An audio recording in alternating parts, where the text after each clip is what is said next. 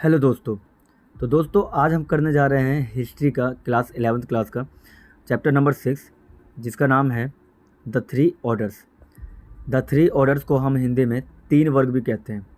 इस तीन वर्ग में हम जानेंगे कि यूरोपियन समाज कैसा था, उसमें किस तरह के लोग रहा करते थे, और इसी में हम फ्यूडलिज्म को भी कवर करेंगे। तो चलिए देखते हैं। तो स्टार्ट करते हैं सबसे पहले टॉपिक के साथ। तो सबसे पहले टॉपिक में हम जानेंगे द स्ट्रक्चर ऑफ सोसाइटी, कि सोसाइटी का स्ट्रक्चर कैसा था। तो हमने एक पिरामिड बनाया। इस पिरामिड से समझते हैं कि सबसे टॉप पे पॉप हुआ करते थे, यानी चर्च हुआ करते थे। उसके बाद किंग्स, फिर उसके बाद नॉबल्स, लॉर्ड जिन्हें कहते हैं, फिर नाइट्स आया करते थे। नाइट्स समाज के वो योद्धा थे जो समाज की रक्षा करते थे, और सबसे लास्ट में पीजेंट्स और सर्फ आया करते थे। चलिए हम क्लर्जी के बारे में जानते हैं, जो कि फर्स्ट ऑर्डर में थे। इन्हें इन्हें सामान्यतः प्रिस्ट कहा जाता था।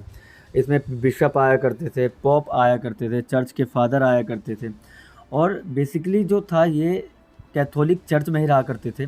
और कैथोलिक चर्च शहर का सेंटर हुआ करता था। यहाँ से पूरे यूरोप को गाइड किया करते थे ये बिशप्स, है ना। और कि समाज कैसा चलेगा, समाज में क्या क्या होना चाहिए, ये चर्च डिसाइड किया करता था।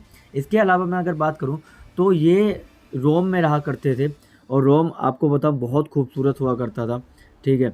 और वहीं से ये पूरे शहर को ऑपरेट किया करते थे रोम में रहकर। आप देख सकते हैं कितना खूबसूरत रोम लग रहा है। इसके अलावा वहाँ पे मॉन्क्स भी रहा करते थे, जो कि चर्च की खूबियाँ और खासियत लोगों तक पहुँचाते थे और फिर चर्च में रहा करते थे, ठीक है। और यही सोसाइटी में एक इम्पोर्टेंट रोल निभाते थे। सो दोस्तों सेकंड वर्ग के बारे में बात करते हैं, यानी कि सेकंड ऑर्डर की बात करते हैं, जिसमें नॉबल्स आया करते थे, जिन्हें नोबिलिटी भी बोलते हैं।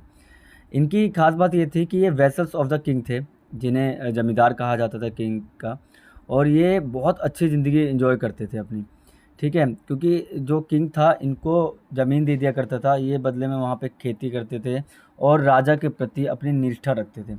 कभी कभी इनके घर आप देख सकते हैं ये महल की तरह हुआ करते थे, और इनकी भी एक अलग इम्पोर्टेंस हुआ करती थी, और राजा भी इनकी इम्पोर्टेंस को समझता था। और ये जहाँ भी रहा करते थे उसके आसपास की फील्ड पर इनका कंट्रोल हुआ करता था, प्रॉपर्टी पर कंट्रोल हुआ करता था। यहाँ तक कि इनके खुद के ट्रूप्स हुआ करते थे, सिपाही जिन्हें कहते हैं, और वो सिपाही इनके प्रति बहुत निष्ठावान होते हैं। और जब राजा को ज़रूरत पड़ती थी तो ये अपने सिपाही भी युद्ध के लिए दिया करते थे। इनकी ये पावर थी कि ये खुद के कॉइन भी रिलीज़ किया करते थे, और ये अपने क्षेत्रों में पूरा नियंत्रण रखते थे। तो दोस्तों अब हम जानेंगे कि फ्यूडलिज्म क्या होता है। What is feudalism. देखिए फ्यूडलिज्म एक व्यवस्था थी जो कि समाज में उस समय बहुत ज़्यादा चलती थी। इसमें क्या होता था कि राजा जो था ना, वो ज़मीन का एक हिस्सा दे दिया करता था, और वही उच्च पद के लोग ना लोगों की सुरक्षा देने के लिए ये ज़मीन ले लिया करते थे। मगर बाद में उनसे काम कराया जाने लगा, जिसमें कई तरह के किसान आने लगे, दास आने लगे, श्रमिक आने लगे। तो इस सिस्टम को फ्यूडलिज्म सिस्टम कहा जाता है। तो दोस्तों अब हम बात करने जा रहे हैं नाइट्स के बारे में। नाइट्स बोले तो योद्धा। योद्धा जो थे ना वो फ्यूडल सिस्टम में कितनी इंपॉर्टेंस रखते थे, वो अब हम इस टॉपिक में जानेंगे। देखो नाइट्स की रिस्पॉन्सिबिलिटी होती थी कि वो फ्यूडल सिस्टम के अंदर सिक्योरिटी प्रोवाइड करे। वो प्लेज लेता था लॉयल्टी के लिए, अपने लॉर्ड के लिए, लॉर्ड की आर्मी में रहेगा।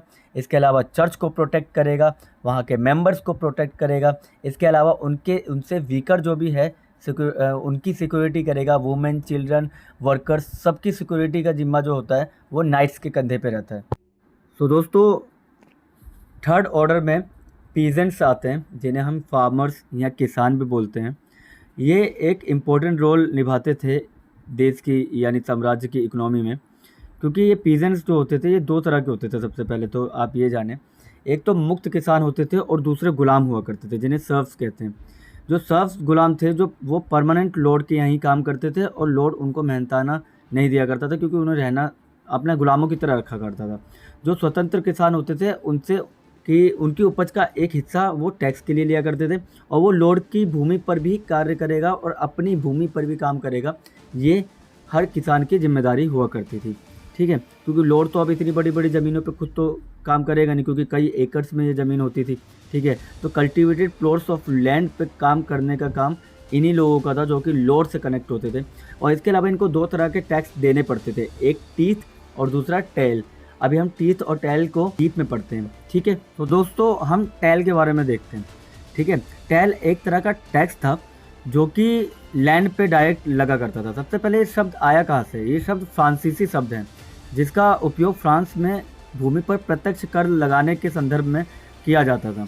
अभी ये लैंड टैक्स जो हुआ करता था वो सब पे नहीं लगवाया जाता था, सिर्फ पीजेंट्री और नॉन नोबल्स लोगों पे ही लगाया जाता था, यानी कि किसान, श्रमिक, मजदूर, इन लोगों पे लगाया जाता था। दोस्तों ये टैक्स डायरेक्ट चर्च के अंडर में आया करता था, जिसे हम टीथ कहते हैं।